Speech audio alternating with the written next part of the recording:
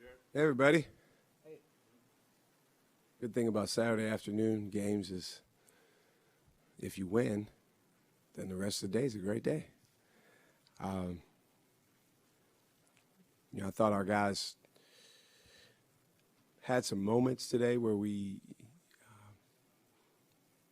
really executed the way we wanted to be. We had another top 10 game for us in deflections. We had 10 kills. But then we had other moments where we weren't as sharp as we need to be. We weren't as aggressive as we need to be. And obviously we're subbing a lot. We're playing a lot of different lineups. We're getting our young guys a lot of minutes. Second game in a row, our scout group got a chance to get in, which is awesome. But whoever we have out there in a Marquette uniform, the standard's the standard. And we want to keep building on that. This is obviously the last game like this, for us. And competition goes way up. With Zaid getting hurt at the end there, I know probably too early for anything definitive, but do you have a sense of how serious that is? I can't say for sure just because we have to wait till we get imaging. The trainer seemed optimistic that it's, not as bad as it could be. But I think just based on the way he reacted and the way his knee reacted, it's something that, I doubt he'll be at practice on Monday out there running around. But we'll get imaging. We'll, make sure that we get a full diagnosis of where he is, and we can share that information once we have it. You said after the Georgia game you wanted to keep building the bench. Those guys got extended minutes the last couple games. What do you want them to take away from their experiences? Well, I think they all had good moments. It was great to see Caden Hamilton with 9 points. I think Demarius is back-to-back strong games.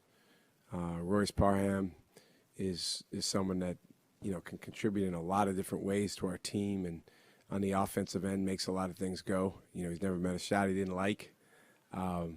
He reminds me of Cam a little bit as a freshman. Obviously completely different game and position, but just a long way ahead offensively of where he is defensively. We got to get those two freshmen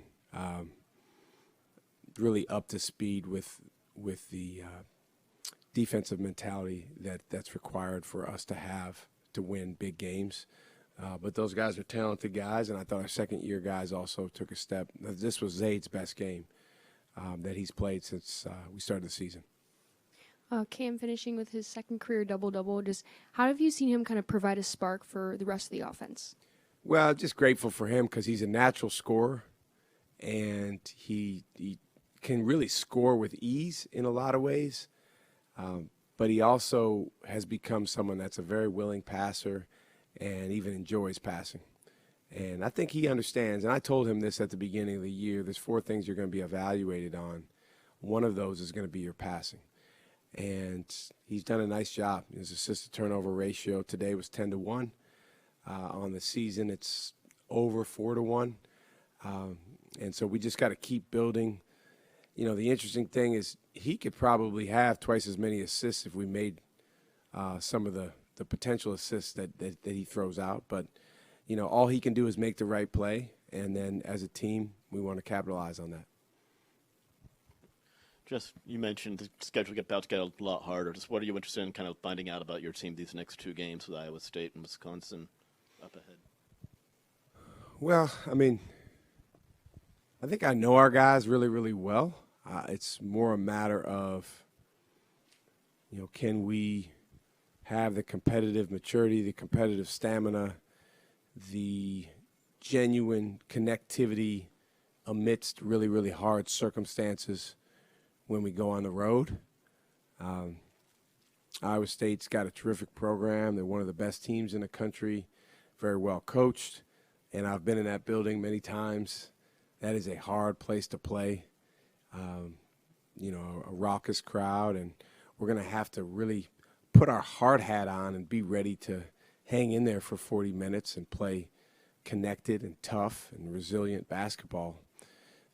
It may not be pretty all the time, but that's what's required. So it's not so much, finding that out about the guys as much as it is, can we as a collective unit bring that out of each other?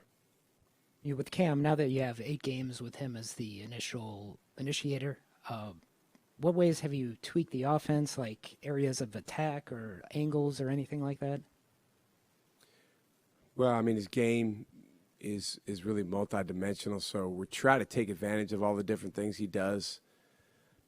But at the same time, the thing about offense is you have to react and adjust to the way teams guard you. So if they decide that they're going to switch everything, then, there's some mismatches we can take advantage of as long as we space the floor right. When he gets those spinning layups, usually that's because he's gotten a switch and he's been able to get downhill, and then they cut him off and he spins back the other way. When Tyler was here playing, Cam did a lot of his work, cutting off the ball, and he still has that in him. So it's something that we want to make sure that stays integrated into what we do. But I would say when we run actions for him, the efficiency of our offense is very, very high. So it's something that we've got to create more and more, not just out of called situations, but also organically as a team. You pulled Demarius aside late in the game. I think at the time he had about 10 minutes on the floor with no shot attempts.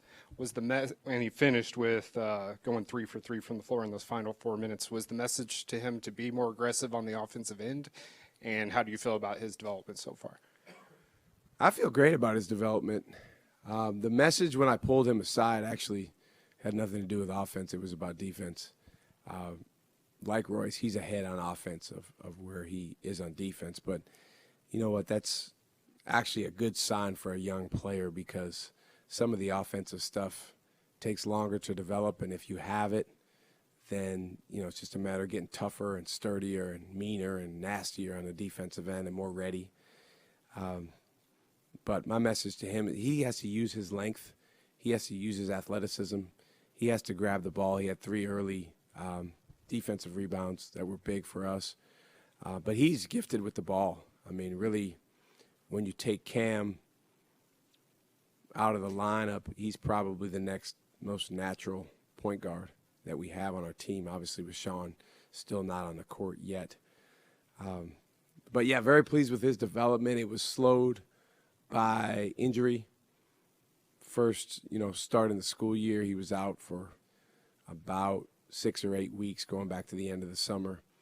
And then he came back and, he was playing well, practicing well, and then he broke a bone in his toe and he was out for a while. And we were worried he might be out for longer, but he's been able to play and play well. So he's got to keep building, keep watching the tape, keep learning about the efficiency with which he can play on both ends.